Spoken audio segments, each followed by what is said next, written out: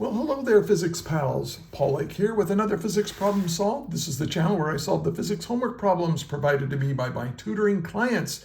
Take a look at the video description below for a way to contact with me if you need a private physics tutor. My rates are reasonable and I'm really pretty good at this. And if you find this video helpful, please like, share, and subscribe. And let's get to today's problem.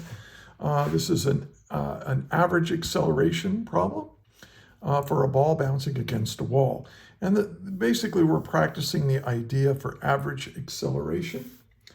Okay, and look in the video description. I have a link to a lecture that I did for my students back when I was a teacher, explaining how to calculate average acceleration. If that would be helpful to you. Anyway, so let's take a look at today's problem, or this problem anyway. A tennis ball is thrown against a wall moving 25 meters per second. The ball bounces back with a speed of 22 meters per second. If the ball is in contact with the wall for 3.50 milliseconds, that's what that ms is, milliseconds, what is the magnitude of the average acceleration of the ball during this time interval?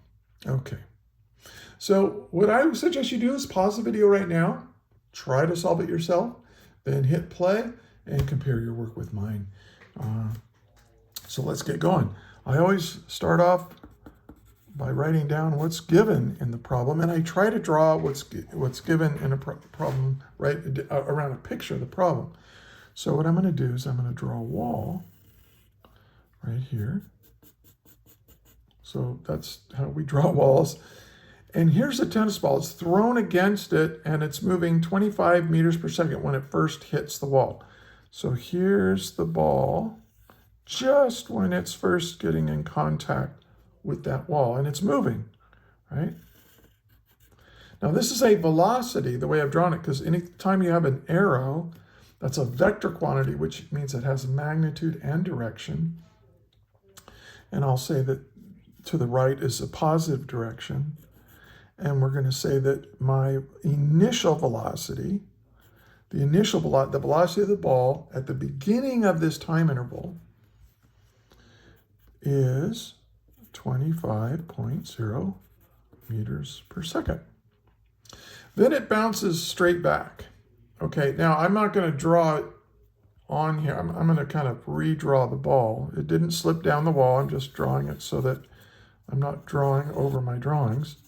So here's the ball, and it's bounced, and it's leaving the wall now.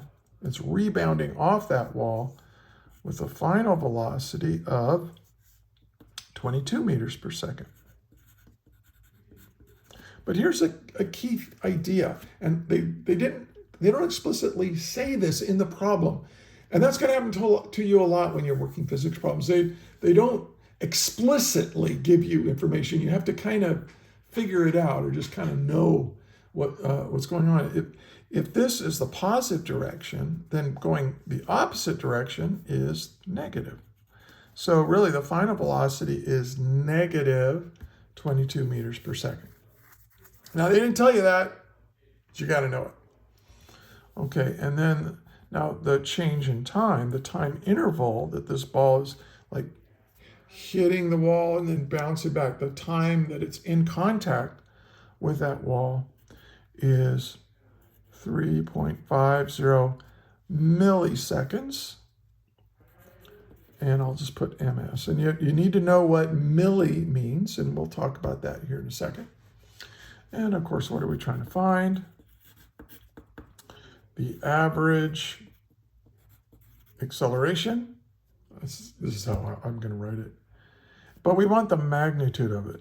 So I put absolute value signs around it when I want the magnitude of a vector quantity. Because acceleration, or average acceleration, is a vector. It has direction associated with it, not just a magnitude. But in this case, that we want, our answer is just the magnitude of it. All right, so let's solve it. Now, one thing you should know, what is the mathematical model, the equation, the formula, whatever you want to call it, for average acceleration? Well, average acceleration, by definition, is and I'll go ahead and put vector hats on this, the change in velocity over the change in time. It's the rate at which you changed velocity over that time interval. Okay? And so anytime you have a delta, right, that's a final velocity minus the initial velocity. And of course, this is the final time minus the initial time. And now we can plug that in. And now we're ready to plug in our values. Now, here's the thing. Keep that negative here. It's at the end, its final velocity, it's moving this way, right? So we want to put negative 22.0. Well, it says 22. I think when I typed this up, I left the 0.0 off. I'll just assume 3 significant figures here. Meters per second minus the initial velocity. Well, the initial velocity is positive 25.0 meters per second. Now, what is the final time? You could just write in delta t because the whole time interval we're looking at is 3.5. You could put 3.5 milliseconds minus 0 because that would be my initial time. But let's just not worry about that. And I'm going to go 3.50. Now, what does milli mean? Milli means 1,000th. And if you want to express it just in terms of seconds, which is what we should do, I'm going to go times 10 to the negative 3 seconds. Milli means, in the metric system, times 10 to the negative 3. So you can just write it that way. Now get out your calculator and plug all that in. And what you'll find is that the average is negative 1.34 times 10 to the 4. And these units are meters per second. And on the denominator, we have seconds. Okay? Now, this is my average acceleration, assuming that this is my axis system, right? That, maybe this is the positive, this is the x-axis, and this is the positive direction, and this is the negative direction. And so what this negative is telling you is, hey, the acceleration is in this direction, right? We got to stop the ball. That requires a change in velocity, and then we're going to go back this way. And by the way, when we use the term acceleration in physics, we just mean this, right? This is what we mean. So you can slow an object down or decrease the magnitude of its velocity, decrease its speed, and we still call that acceleration. Now, in everyday language, you might call that deceleration. But in physics, a deceleration really has the same definition anyway as acceleration. So even though the object is moving slower at the end, a slower speed, then it was moving 22 meters per second speed, 25 meters per second when it started.